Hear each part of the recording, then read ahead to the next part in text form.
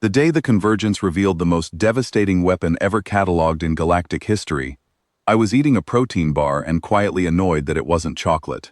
The briefing chamber was enormous. It could seat 400 delegates from across 37 species, and every single seat was filled. The walls were made of some kind of deep blue crystal that the Cathari used for their most sacred buildings. The lighting was low and deliberate. Someone had clearly put a great deal of thought into the atmosphere. They wanted this to feel important. They wanted everyone in that room to understand, from the moment they walked in, that what they were about to witness was the most significant moment in modern galactic history. I unwrapped my protein bar quietly and tried not to crinkle the wrapper too loudly. Around me, the other delegates were perfectly still. The Drovani representatives, tall and silver-skinned with eyes like polished mirrors, sat with their hands folded and their heads slightly bowed. The Aelmari delegation glowed faintly in the dim light, their translucent bodies pulsing with slow, calm rhythms that I had learned meant deep reverence. Even the Rulvak, who were generally loud and physically expressive in every other setting, sat in complete silence. Some of them were performing small ritual gestures with their upper hands, a prayer maybe, or something like one. My name is Dara Osei. I am a staff weapons analyst for the Convergence's Central Armory Division, and I have been working this posting for 3 years. I was the first human to hold this position. My supervisor back on Earth, Commander Yusuf Adebayo, told me when I got the assignment that I should observe, learn, and try not to say anything that starts an incident. He meant it kindly. He knew me well. Grand Archivist Thesavac took the floor. He was Cathari, which meant he was roughly 3 meters tall, had 8 limbs, and moved with the kind of slow deliberateness that made everything he did feel ceremonial. His scales were deep gray, almost black, and they caught the crystal light in a way that made him look like he was made of the night sky. He had been the keeper of the Convergence's most protected historical records for over 200 years. When he spoke, his translator rendered his voice as a deep, resonant baritone that seemed to come from everywhere in the room at once. He welcomed us. He spoke about the weight of history. He talked about the Age of Wars, a period that ended roughly 3,000 years ago, when the galaxy was younger and more violent, and the idea of a unified convergence was considered an impossible dream. He talked about the species that had been lost, the worlds that no longer existed, the silence where civilizations used to be. Then he unveiled the Vorn Singularity Lance. The holographic display in the center of the chamber expanded to fill the entire space above our heads. It showed a weapon that looked almost simple at first. A long, narrow structure, elegant in the way that very dangerous things sometimes are. Then the demonstration began. The simulation showed the lance targeting a mid-sized star. It showed the collapse sequence, the quantum lattice disruption spreading outward from the point of contact like cracks spreading through ice. It showed the star folding inward for exactly 4 seconds before releasing in a controlled supernova that the simulation rendered in slow, beautiful, terrible detail. The Vorn Collective had built it 3,000 years ago. They had used it once. The resulting destruction had been so absolute, so far beyond anything the galaxy had seen before or since, that every civilization still standing afterward had agreed, without formal negotiation, to simply stop. The Age of Wars ended not through peace talks but through collective, wordless terror. The lance had been locked in a Tier Omega vault ever since. Thesavac described it as the final proof that destruction had a ceiling. The room was devastated by awe. I heard soft sounds from the Aelmari section that their translator rendered as something between grief and worship. One of the Rulvak delegates made a low sound and simply folded over onto the desk in front of him. A Drovani representative near the back was completely still, in a way that looked less like calm and more like shock. I looked at the holographic display. I looked at the delivery mechanism. I looked at the energy conversion sequence playing out in the simulation, and I noticed something. Thesavac opened the floor for ceremonial acknowledgement. This was a formality. Everyone understood that. You did not actually speak during ceremonial acknowledgement. You sat with the weight of what you had just witnessed, and you let it press down on you, and you were grateful for the peace that had followed it. That was the tradition. That was what this moment was for. I raised my hand. The silence that followed was a different kind of silence than the reverent quiet that had filled the room before. This was the silence of 400 beings turning to look at a single human and trying to understand what they were seeing. Thesavok looked at me for a long moment. Then, because he was nothing if not professional, he acknowledged me. I asked my question. I told him that the demonstration was genuinely impressive, and that I meant no disrespect to the engineering involved, because I truly didn't. But the yield-to-energy cost ratio in the delivery mechanism seemed inefficient for what it was doing. A recursion loop detonation model applied at the quantum lattice interface would theoretically produce about 40% more collapse energy without increasing the power draw at all. I also asked about the reload time, because the simulation hadn't covered that, and it seemed like relevant data. Thesavok stared at me for 11 seconds. I counted. Somewhere behind me, I heard a Drovani delegate whisper to his aide. The translator caught it. He asked what I was doing. The aide whispered back that he believed I was criticizing the weapon. After the session ended, I did not make it to the corridor before I was surrounded. Not by security, by aliens. They stood in a loose circle around me, with expressions that my 3 years of cross-species training allowed me to read as some combination of fascinated, horrified, and deeply uncertain about what I was. Thesavok found me later, in a side chamber where I had gone to finish my notes. He came alone, which I respected. He closed the door behind him and stood very still for a moment before he spoke.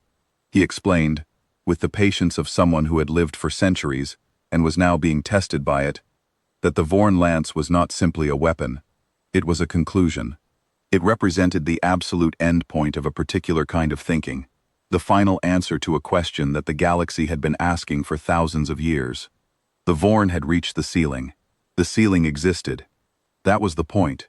That was why the lance was preserved, and why it was shown to new Convergence members. Not as a blueprint, but as a boundary. As proof that there was a place you could reach, and then, finally, stop. I listened to all of this. I genuinely did.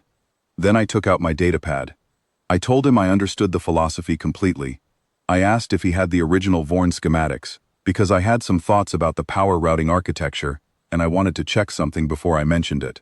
He looked at me the way you look at a small fire when you are not yet sure if it is going to stay small.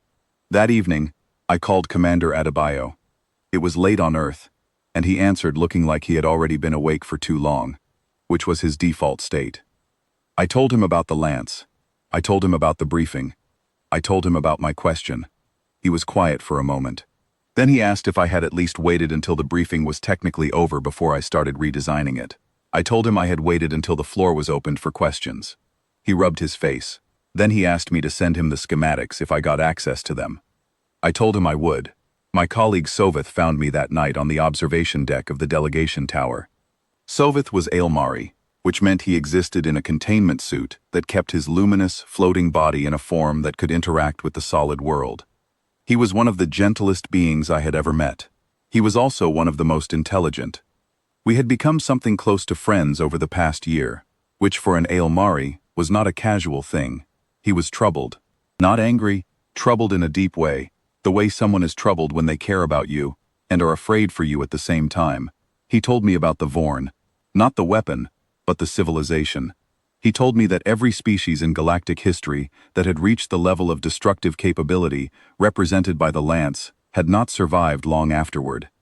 The Vorn were not unique in building that kind of weapon. They were unique in the fact that their extinction came slightly later than most. The lance was a tombstone, he said, a monument to a particular kind of ending.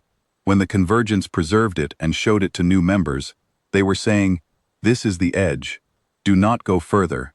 Going further is how you disappear." I stood with that for a while. The stars outside the observation window were very bright and very far away. Then I told him something that I had been thinking about since the briefing. I told him that humans had built their own tombstones, several of them, across our history. We had stood at edges that should have been the end of us more times than I could easily count. And every single time, at the very edge, someone in the back of the room had raised their hand and suggested something different. Not because they weren't afraid, but because the question of what came next was something humans could not seem to stop asking, even when asking it was the most dangerous thing in the room. Sovith flickered slowly. That was how Aelmari looked when they ran out of words. Word traveled through the delegation quickly. By the next morning, the Drovani military bloc had formally requested my removal from the Armory Division. Not out of anger, Their representative was careful to explain, out of concern. They did not want to know if improvement was possible. The knowing itself felt dangerous to them. The Kelshera Science Enclave sent a much quieter message, requesting a private meeting at my earliest convenience. Thesavak, I later learned, had gone back to his personal archive for the first time in decades, and opened files he had not looked at in over a century. The Kelshera meeting happened 2 days later. There were 3 of them, small and precise, and intensely focused, and they placed the original Vorn schematics on the table between us, without preamble. They wanted to know, not to build anything, not to change anything. They simply could not live with the possibility that the question had been asked, and left unanswered. In that way, I thought, they were perhaps the most human species I had encountered in 3 years out here. I had full authorization from the human delegation. Commander Adebayo had pushed it through in less than 6 hours, which told me he had been waiting for exactly this kind of moment since my assignment began. I worked for 72 hours. I slept 4 of them. I ate things I do not fully remember eating. The schematics were extraordinary. The Vorn had been exceptional engineers, and the lance was genuinely brilliant in the way that it was built. And I want to be clear about that because what I found does not diminish what they made. What I found simply confirmed what I had suspected in the briefing chamber. There were 3 pathways beyond it. I will not describe them here, and I did not describe them in detail in my document either. I produced 12 pages of theoretical framework, clean and precise and fully supported by the mathematics. I showed that the pathways existed. I showed that they were accessible with technology the Convergence currently possessed, or could develop within a reasonable time frame. I showed that each one went further than the lance, in ways that made the lance look, by comparison, like an early draft. Then I closed the document. I encrypted it with a key that existed only in my own memory, a specific afternoon from my childhood that I have never written down for any reason, a memory so ordinary and personal that no system could reconstruct it. I wrote 1 line on the cover page: verified, possible, unnecessary, Staff Weapons Analyst, DOC, Convergence Armory Division, Year 40 of Human Membership. I presented the sealed document to the full Convergence Council the following morning. I placed it on the table in front of Thesavak. I told them what was inside, not the contents, just the nature of it. I told them that the ceiling they had believed in for 3,000 years was a choice the Vorn had never consciously made. It was simply where they stopped, and stopping there, without understanding that they were choosing to stop, was part of what ended them.